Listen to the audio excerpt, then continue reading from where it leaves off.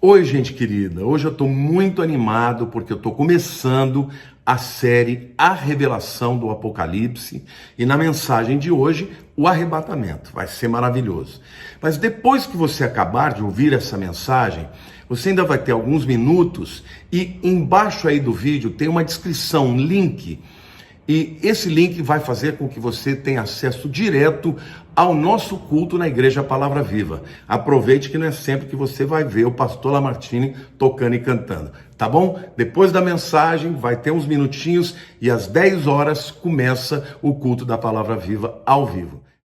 A revelação do Apocalipse. E a primeira mensagem será arrebatamento. Mas eu quero começar dizendo que é uma certa redundância, né, dizer a revelação do Apocalipse, porque a palavra Apocalipse no grego significa retirar o véu, significa revelar uma verdade, né? Mas não tem problema. Antes de eu começar a pregar, eu quero falar para vocês o que é que me motivou a mais uma vez falar sobre o tema. Em primeiro lugar, porque são poucas as pessoas que falam sobre o tema da volta de Jesus, sobre o Apocalipse. Segundo, porque há uma promessa neste livro que diz assim, no capítulo 1 de Apocalipse, versículo 3. Bem-aventurados aqueles que leem e aqueles que ouvem as palavras da profecia e guardam as coisas nela escritas, pois o tempo está próximo. Deus está dizendo que, além da bênção de você ler a Bíblia, quando você lê o livro de Apocalipse, você tem uma bênção adicional. Então, é muito importante que nós entendamos que não podemos fugir do livro de Apocalipse, porque ele é um livro que Deus escreveu para o seu povo e mais do que nunca nós estamos vivendo um tempo onde as coisas vão se cumprir. A terceira razão para eu pregar sobre esse livro é que quando nós estudamos o livro de Apocalipse, nós somos muito motivados ao arrependimento e à santidade. Eu nunca vi ninguém ouvindo uma pregação sobre o Apocalipse e dizer, agora eu vou pecar. Não. Quando você ouve uma mensagem, né, errada, dizendo que pode pecar à vontade, às vezes as pessoas são induzidas ao erro. O livro de Apocalipse não. É um livro que toda vez que a gente prega, ele traz para a gente um sentimento de brevidade e um desejo de nos arrependermos para estarmos bem com Deus. Amém? Agora, em que parte, né, da história da humanidade nós estamos do ponto de vista profético? Eu queria dizer para vocês que quando você estuda a Bíblia como um todo, e você estuda os tipos, né, as metáforas que Deus usa, existe uma metáfora que ela é essencial para a compreensão do momento profético no qual nós nos encontramos, que são as 7 festas de Israel. Né? Esta palavra festa, Moedim, na verdade ela não é festa como no hebraico é Hag. Hag é festa, mas Moedim significa um ensaio, um encontro de Deus com o seu povo. Em outras palavras, meus queridos, cada uma das 7 festas de Israel, de Deus para o povo de Israel, representa um momento do encontro de Jesus com o seu povo. Eu quero falar para vocês já conseguirem se situar em que lugar da história profética nós estamos. Amém? Bom, em primeiro lugar, a primeira festa que Deus estabeleceu foi a Páscoa. E a Páscoa era a festa onde o cordeiro morria. Então, certamente aponta para a morte de Jesus. João Batista entendeu isso quando ele falou, eis o Cordeiro de Deus que tira o pecado do mundo. A segunda festa é a festa de pães ázimos, de pães sem fermento. Esta festa, ela aponta para a morte de Jesus, e não só para a morte, mas o enterro dele, o sepultamento dele. Nesta festa, o pai de família, ele pegava o pão sem fermento, botava debaixo da mesa. Quando ele tira para cima, ele fala, este é o pão de Deus que veio da terra. Quem é o pão que veio da terra? Jesus é o pão da vida e ele veio da terra. Então, ela aponta essa festa para a morte de Jesus e o seu sepultamento. A terceira festa é a festa de primícias. E Paulo já explica, né, interpreta quando ele diz que Jesus é a primícia dos que dormem. A festa de primícias fala da ressurreição de Jesus. A quarta festa é a festa de Pentecostes. E para o nosso conhecimento é importante você entender que a Bíblia diz que quando se cumpriu a data, né, o dia de Pentecostes, veio o Espírito Santo. Então, a festa de Pentecostes, na verdade, apontava para a descida do Espírito Santo e o início da história da igreja, da era da igreja, que é essa era que estamos vivendo agora. Portanto, a próxima festa vai apontar o próximo encontro de Jesus com o seu povo. Eu vou repetir para vocês entenderem. A festa da Páscoa é o encontro de Jesus com o seu povo através da sua morte. A festa de Pães Ázimos é o significado profético da morte e do sepultamento de Jesus, o pão sem fermento, aquele que não tinha pecado e morreu no nosso lugar. A festa de primícias diz respeito à sua ressurreição. Pentecostes diz respeito à descida do Espírito Santo. Qual é a próxima festa? A festa de trombetas. E queridos, a festa de trombetas aponta para o arrebatamento da igreja. Porque o apóstolo Paulo diz que ao som da última trombeta, a voz do arcanjo, primeiro os mortos vão ser ressuscitados e depois os que estiverem vivos vão ser arrebatados juntamente com o Senhor nos ares, para o encontro do Senhor com os ares, nos ares. Amém? Então o próximo encontro profético de Deus com a sua igreja, de Jesus com a sua igreja, é o arrebatamento. Depois vem o Yom Kippur, o dia do perdão. É uma festa em que o povo judeu jejua, se quebranta, porque está passando, reconhecendo os seus pecados, né? Yom Kippur fala da grande tribulação, que é o período na história da humanidade em que Israel vai ser perseguido e por ser perseguido vai se entregar a Deus, vai reconhecer Jesus como Messias. Vai ser maravilhoso esse tempo. Essa é a razão porque Israel vai ter que passar pela grande tribulação, porque não reconheceu a Jesus como seu Salvador, como Mashiach, como Messias prometido, mas vão reconhecer na grande tribulação. E por último lugar, a última festa é a festa dos tabernáculos. A festa dos tabernáculos fala do milênio, fala da habitação de Jesus conosco na terra. Quando Jesus nasceu, o apóstolo João diz que ele tabernaculou entre nós, porque o tabernáculo sempre representou a habitação de Deus no meio do povo. Então a festa dos tabernáculos diz respeito aos 1000 anos que Jesus vai viver com a humanidade, regendo o mundo com cetro de ferro, com justiça e equidade. Amém? Então, para que você possa entender o arrebatamento, não se esqueça, nós estamos vivendo no período, na era da igreja. Já passou a festa de Pentecostes. A próxima festa é o arrebatamento.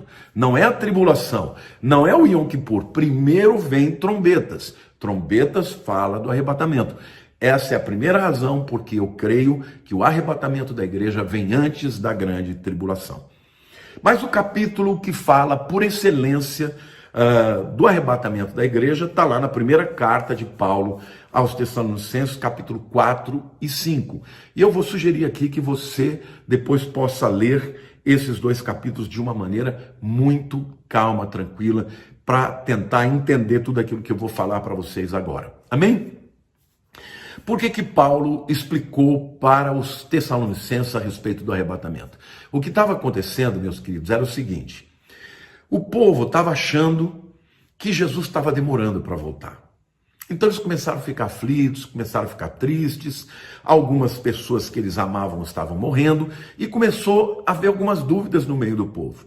E se Jesus voltar depois que os nossos amados morreram, eles vão perder a ressurreição?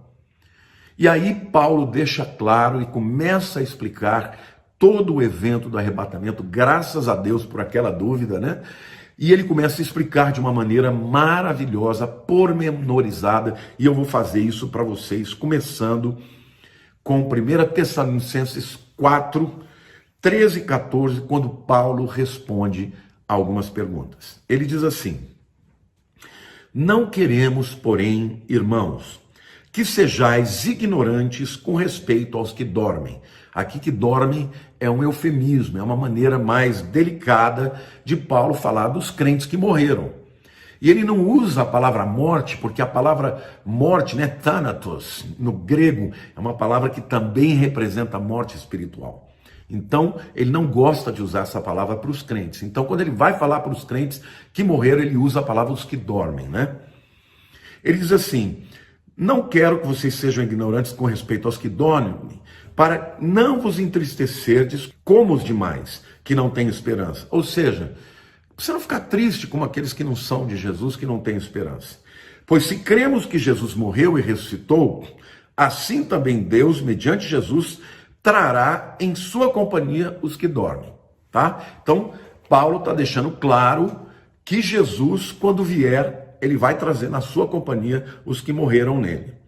Então, a Bíblia deixa claro que as pessoas que morrem não ficam dormindo, porque muitas pessoas interpretam erradamente, acham que vão ficar dormindo por causa desse texto aqui, por causa dessa maneira de Paulo falar. Mas veja lá em 2 Coríntios, capítulo 5, versículo 8. A Bíblia diz assim: entretanto, estamos em plena confiança, preferindo deixar o corpo e habitar com o Senhor. Paulo está dizendo: olha, gente, para falar a verdade, eu prefiro morrer e estar com Jesus do que ficar vivo. Ele diz: é por isso que também nos esforçamos, quer presentes quanto ao Senhor, quer ausentes, para lhe sermos agradáveis. Paulo está deixando claro: olha, o que eu queria mesmo era estar com Jesus. Então, se ele está querendo estar com Jesus, é porque ele sabe que ele não vai estar dormindo, que ele vai estar acordado, né? Em segundo lugar, eu quero aqui apresentar o cronograma, né, do arrebatamento apresentado pelo apóstolo Paulo nos versículos 15 a 17 de 1 Tessalonicenses capítulo 4. E a Bíblia diz assim: ora, ainda vos declaramos por palavra do Senhor isto, nós os vivos, né, que ficarmos até a vinda do Senhor, de modo algum precederemos os que dormem. Porquanto o Senhor mesmo, dada a sua palavra de ordem, ouvida a voz do arcanjo e ressoada a trombeta de Deus, descerá dos céus, e os mortos em Cristo ressuscitarão primeiro. Depois, nós, os vivos, os que ficarmos, seremos arrebatados juntamente com eles entre as nuvens, para o encontro do Senhor nos ares, e assim estaremos para sempre com o Senhor.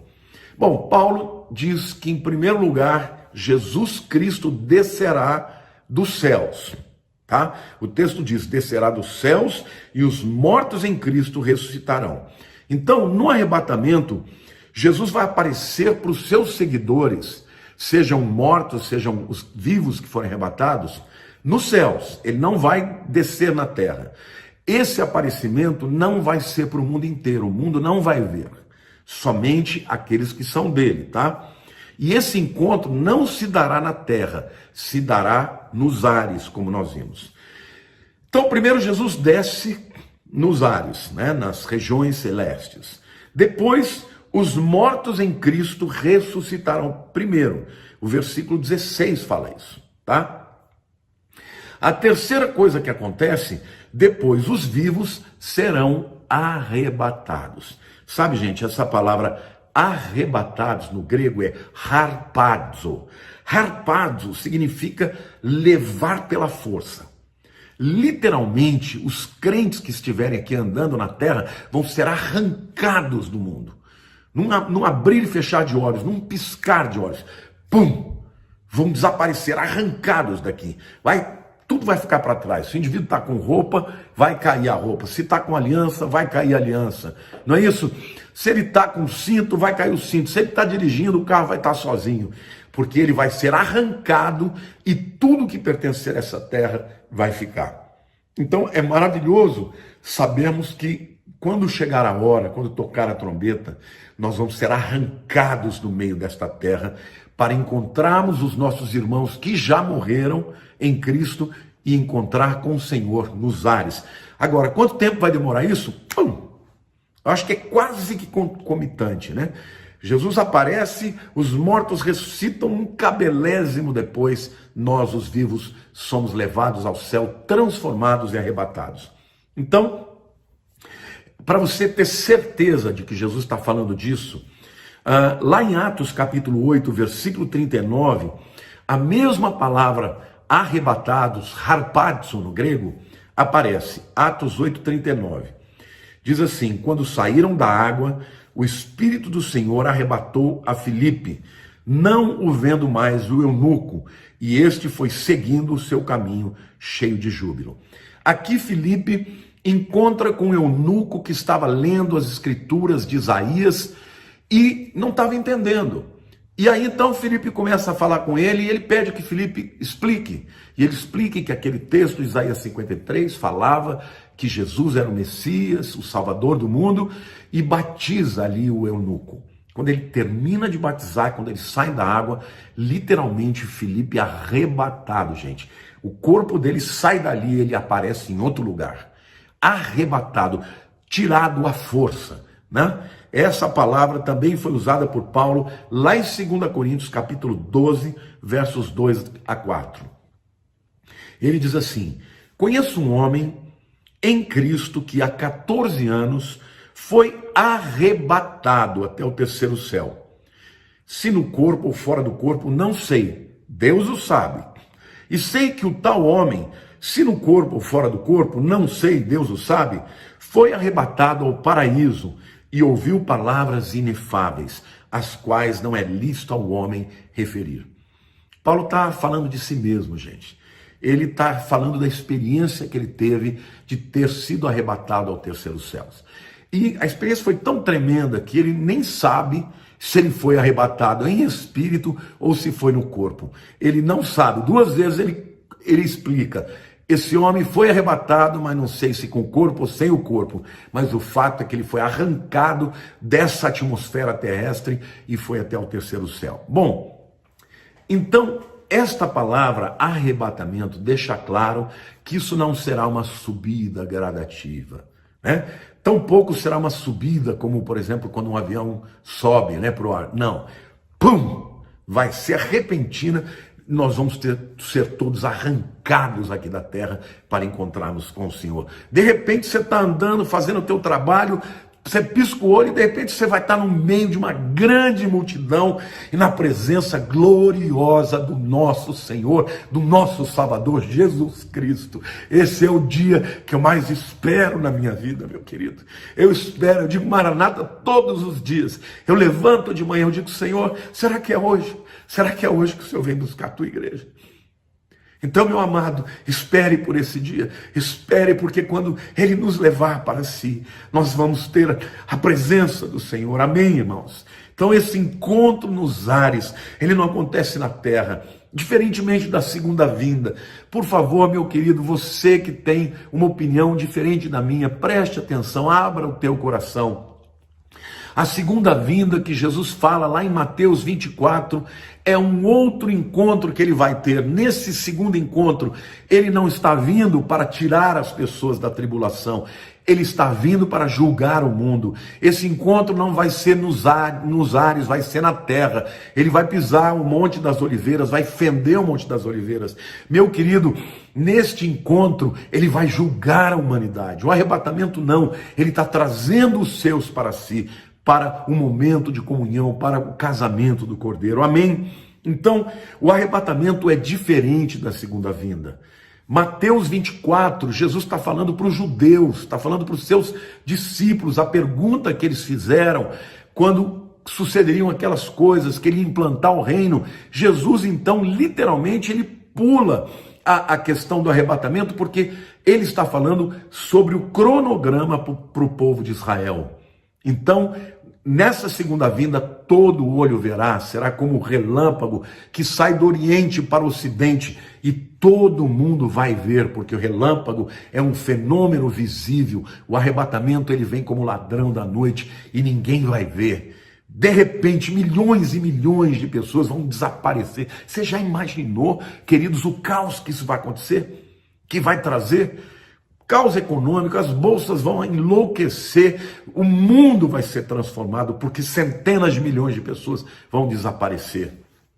Então, o arrebatamento é para os crentes, a segunda vinda é para toda a terra. Vejam que o texto que Paulo fala, ele fala primeiro dos mortos em Cristo, depois nós, os que estivermos vivos, ele está falando de crentes, seremos arrebatados. Fica claro no texto, meus irmãos, o arrebatamento é para todos os crentes, os que morrem e os que estiverem vivos.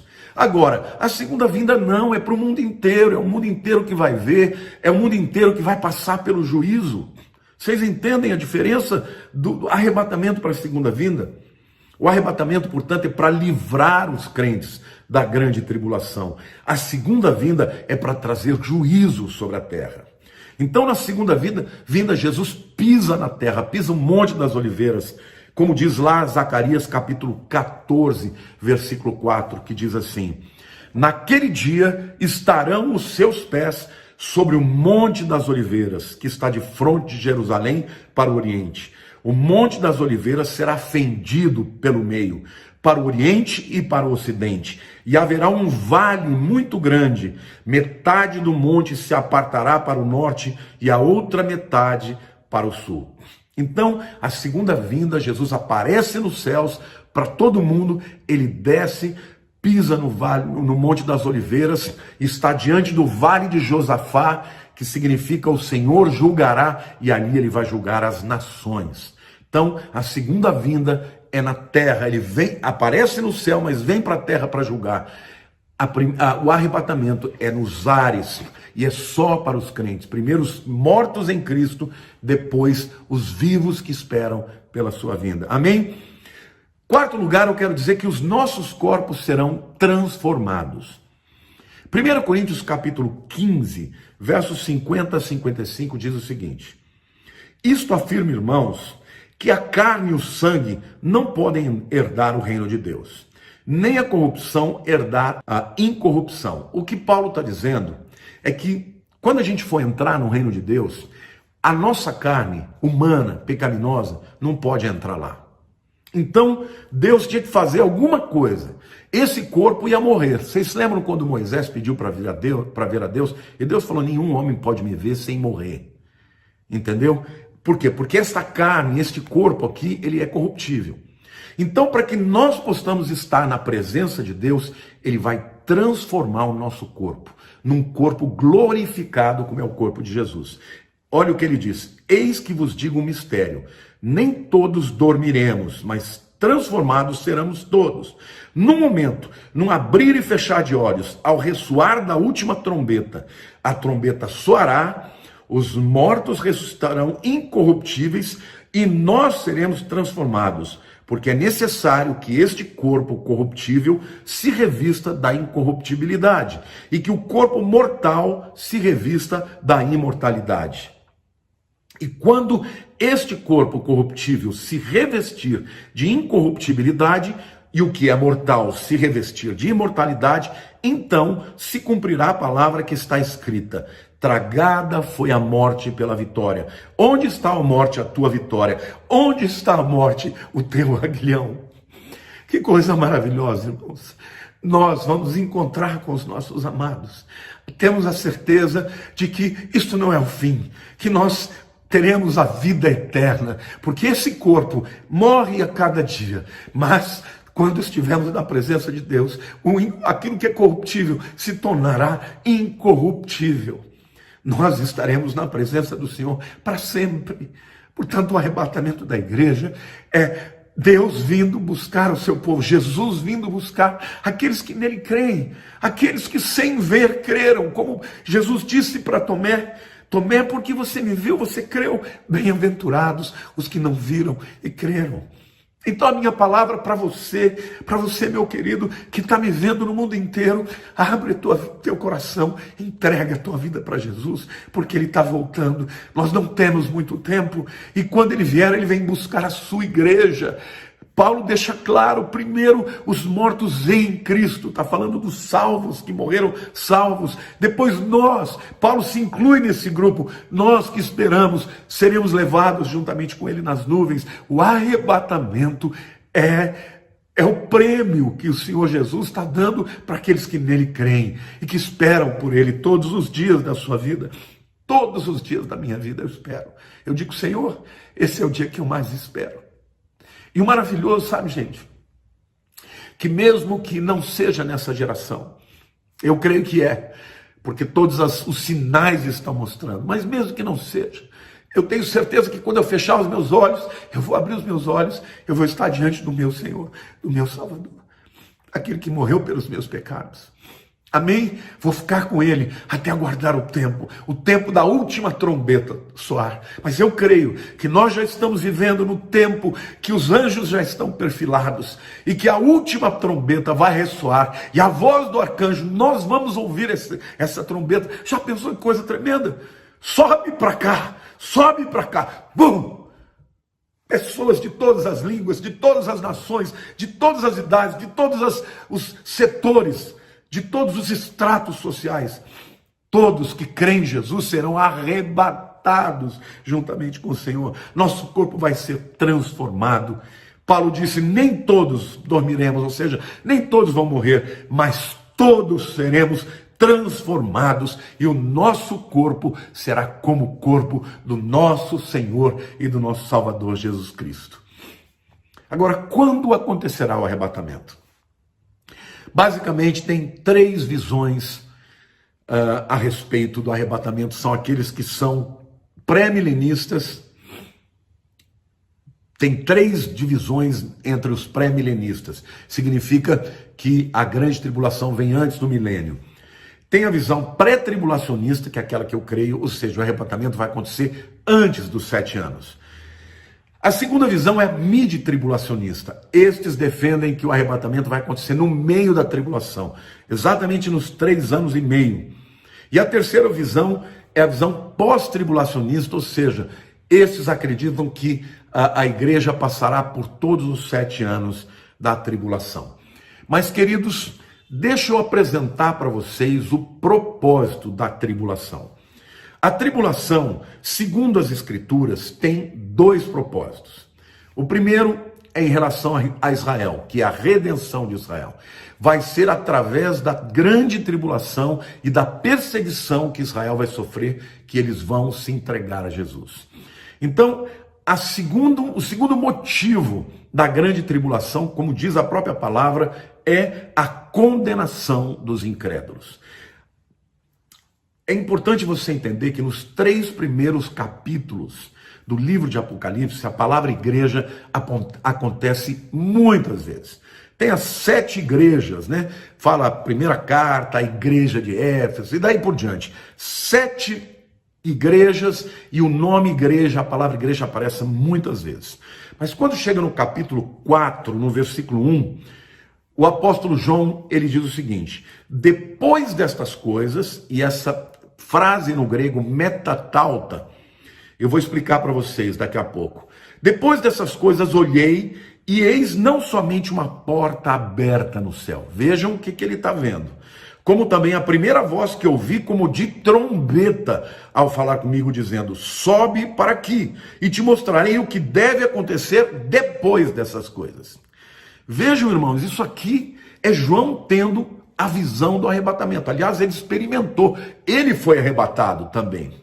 Então você veja, depois dessas coisas, metatauta, sempre quando a Bíblia usa isso, é porque está finalizando uma sessão e iniciando uma outra, tá? É uma expressão que separa o que vinha antes do que vinha depois. Então, claramente, o apóstolo João está dizendo, olha gente, uma era acabou, agora outra está começando. Em outras palavras, ele está dizendo, está terminando a era da igreja e está iniciando o tempo da grande tribulação. Quando a gente vai ler então esse texto de capítulo 4, versículo 1, fica muito evidente que ele está falando do arrebatamento. Por quê? Primeiro, depois dessas coisas, é uma virada de página, é uma nova etapa que vai começar. Ele diz, eis não somente uma porta aberta no céu. Essa porta aberta no céu é a porta que vai nos levar no arrebatamento da igreja para a presença de Deus. E aí ele diz, como também a primeira voz que eu vi como de trombeta. Lembrem-se, O que vai levar as pessoas para os céus no arrebatamento é o toque da trombeta. Então ele vê, depois dessas coisas, ou seja, começou algo novo, é uma nova etapa, depois ele fala de uma porta aberta no céu, depois ele diz uma voz como de trombeta, tudo isso diz respeito ao arrebatamento, hein? Dizendo, sobe aqui, mais uma vez, sobe aqui é uma referência a todo mundo sendo levado, né? E te mostrarei o que deve acontecer depois dessas coisas. Então, onde acontece o arrebatamento da igreja no livro de Apocalipse, capítulo 4, versículo 1. A partir daí, no capítulo 5, todo mundo está diante do trono de Deus. Todo mundo está lá para adorá-lo. Todo mundo recebendo coroas, que é a coroa, o galadão que vamos receber. E de repente entra na presença, na sala do trono, o Cordeiro de Deus, aquele que nos arrebatou, aquele que morreu por nós. Amados, nós não vamos passar pela grande tribulação, mas é importante você se preparar, para que você não seja encontrado como aquelas 5 virgens que não estavam nem aí, e que não tinham óleo na lâmpada, e veio, a porta se fechou e elas não puderam entrar. Então, santifiquem as suas vidas, esperem pelo Senhor, vivam para o Senhor, preguem o Evangelho, falem da sua vida, porque quando Ele vier, somente aqueles que estiverem se preparando para esse grande dia é que serão arrebatados. Amém?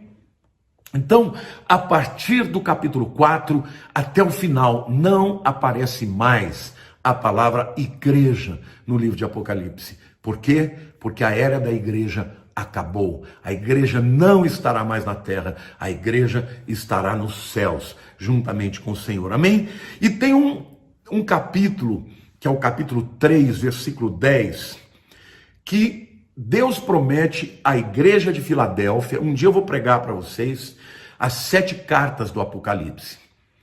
E vocês vão entender que cada carta dirigida a uma igreja diz respeito a um período da igreja sobre a terra.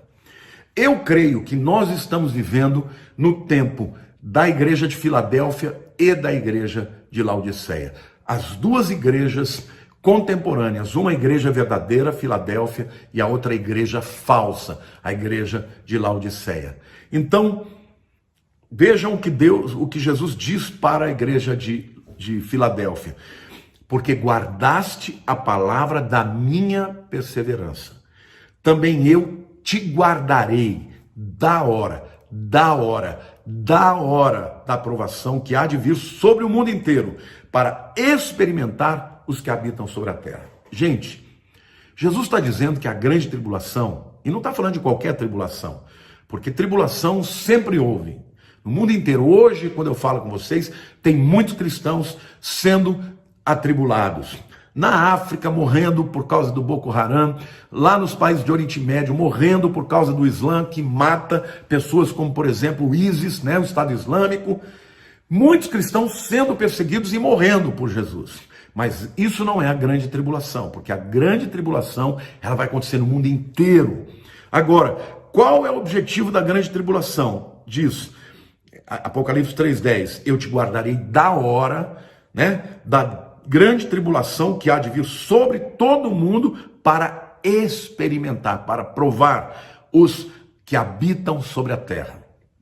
Então, queridos, é muito importante você entender a diferença que existe entre guardar da hora de guardar na hora.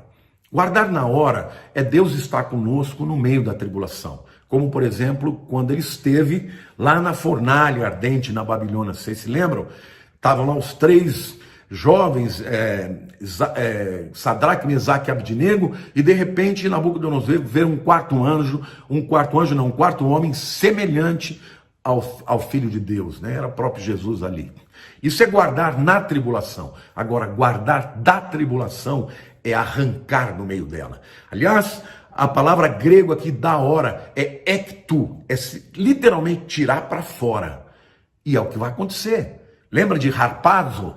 Vai arrancar violentamente. Nós vamos ser arrancados do meio da grande tribulação que vai começar. Então, ainda hoje tem muitos crentes sendo perseguidos.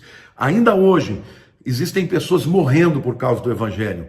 Mas essas tribulações são diferentes. 2 Pedro capítulo 2, versos 4 a 9, a gente lê o seguinte: ora, se Deus não poupou anjos quando pecaram, antes, precipitando-os no inferno, os entregou a abismo de trevas, reservando-os para juízo, e não poupou o mundo antigo, mas preservou a Noé, pregador da justiça, e mais 7 pessoas, quando fez vir o dilúvio sobre o mundo de ímpios, e reduzindo a cinzas as cidades de Sodoma e Gomorra, ordenou-as ruína completa, tendo-as posto como exemplo a quantos venham a viver impiamente, e livrou o justo Ló, afligido pelo procedimento libertino daqueles insubordinados, porque esse justo, pelo que via e ouvia quando habitava entre eles, atormentava sua alma justa cada dia por causa das obras iníquas daqueles. É porque o Senhor sabe livrar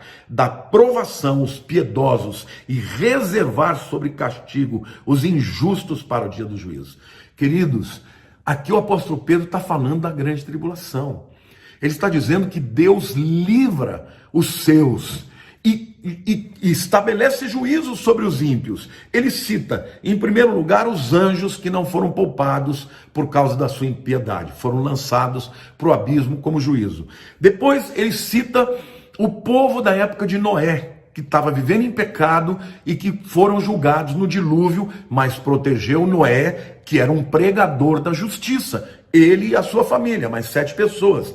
Depois ele cita que Ló habitou numa terra absolutamente corrompida e que o coração dele ficava, avassalado, triste, atormentado por ter que viver naquele mundo de pecado. E quando veio o juízo, as cidades de Sodoma e Gomorra foram destruídas, mas Ló foi protegido. Queridos, e aí ele termina o capítulo dizendo: porque o Senhor sabe livrar da provação os piedosos e reservar sobre o castigo os injustos para o dia de juízo. Então, meu querido, meu amado, se você é um pregador da justiça, se você é uma pessoa que prega a palavra, que vive a palavra, que fica com o coração triste por estarmos vivendo nesses tempos horríveis, de pessoas que blasfemam, que se levantam contra Deus, Deus está dizendo para você: eu sei te livrar. E quando vier a provação, a grande tribulação que vai atormentar os moradores da terra, eu vou te guardar da hora da grande provação. Por quê? Porque perseveraste, porque guardaste a palavra da minha perseverança. Eu te guardarei da hora, não é na hora, é da hora da grande tribulação que há de vir sobre todo mundo. Como o arrebatamento afeta as nossas vidas? Paulo fala da bendita esperança. Primeiro, lá em Tito, capítulo 2, versículo 13, a Bíblia diz: aguardando a bendita esperança e a manifestação da glória do nosso grande Deus e Salvador Cristo Jesus. Pessoas que amam a vinda de Jesus não têm mais temor do mundo. Tem temor de Deus, mas não tem temor das coisas que vão acontecer. Pessoas que amam a vinda de Jesus santificam as suas vidas. Essa é a bendita esperança. Em segundo lugar, Paulo fala da iminência do arrebatamento. Em 1 Coríntios capítulo 15, versículo 52, ele diz: no momento, num abrir e fechar de olhos, ao ressoar da última trombeta, a trombeta soará, os mortos ressuscitarão incorruptíveis e nós seremos transformados. Queridos, vai ser assim, um piscar de olhos. Isso transforma a nossa vida porque a gente sabe que não vai dar tempo. Quando chegar a hora, quando tocar a trombeta, quem tiver preparado sobe, quem não tiver não sobe. O que significa a última trombeta? Queridos, não tem nada a ver com as trombetas do livro de Apocalipse. Muita gente confunde isso, tá? É importante você saber que sempre que os soldados romanos estavam prontos para deixar um acampamento e ir para um outro lugar e marchar para um outro local, haviam 3 toques de trombeta. O primeiro toque era o comando, do comandante para que eles desmontassem as barracas, porque eles ficavam nos lugares em barracas. O segundo toque era para que eles ficassem em posição de sentido, fazendo filas, aguardando a hora de marchar. E a terceira e última trombeta era o comando para começarem a marchar para fora do acampamento, seguindo a direção do comandante.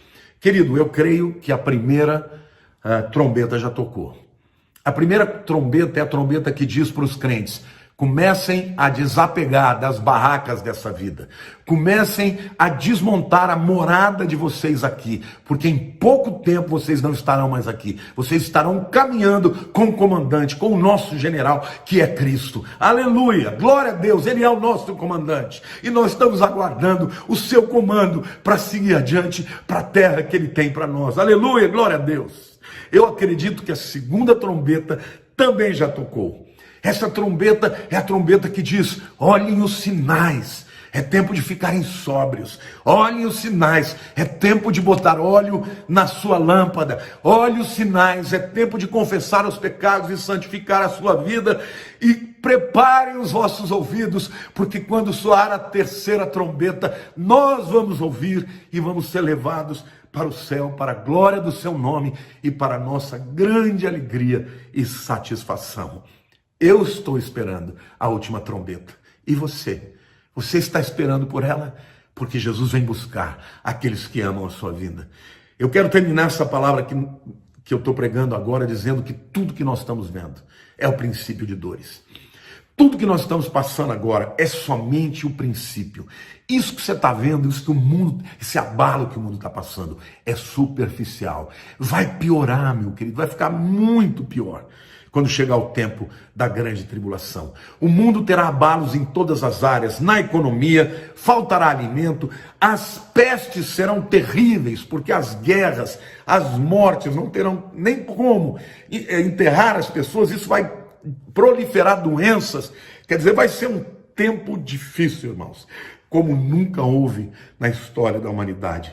Guerras, derramamento de sangue, desespero, engano. O anticristo vai se levantar, as pessoas vão crer na operação do erro, como diz 2 Tessalonicenses, porque não creram na verdade, vão crer no anticristo, na operação do erro. Então, eu quero dizer para você, por favor, me ajude a pregar esta palavra. Divulgue, compartilhe, mande pelos WhatsApps da vida, mande por todas as mídias, para que muitas pessoas ouçam esta palavra. Eu falo para você que mora na Europa, nos Estados Unidos, dissemine, ensine as pessoas a colocarem, a tradução, a legenda. O próprio YouTube fornece isso. Cada pessoa no seu país vai poder colocar a legenda na sua língua para ouvir essa palavra, porque, queridos, este é o momento de pregarmos, de santificarmos a nossa vida. E se você, meu querido, ainda não deu a vida para Jesus, abra o seu coração, eu vou te ajudar a fazer essa oração. Ore comigo. Pai, eu quero abrir o meu coração e eu quero confessar os meus pecados. E eu quero te pedir, Senhor, que o Senhor me perdoe os pecados. Eu creio que Tu és o Filho de Deus e que o Senhor morreu na cruz no meu lugar. Hoje eu te convido para ser o meu Salvador e o Senhor da minha vida, porque, Senhor, eu quero estar presente no dia do arrebatamento da igreja. Muito obrigado, Senhor, por esta palavra. E eu oro pela igreja, para que a igreja seja cheia de um espírito de ousadia, de coragem, para profetizar a palavra de Deus a tempo e fora de tempo, até que o Senhor volte. Deus te abençoe. Te amo, viu? Saudade de vocês, saudade de abraçar o meu povo, mas não tem importância. Se Deus permitir, em breve estaremos de volta. Se não, nos encontraremos nos céus, para a glória do nome de Jesus. Deus te abençoe. Amém.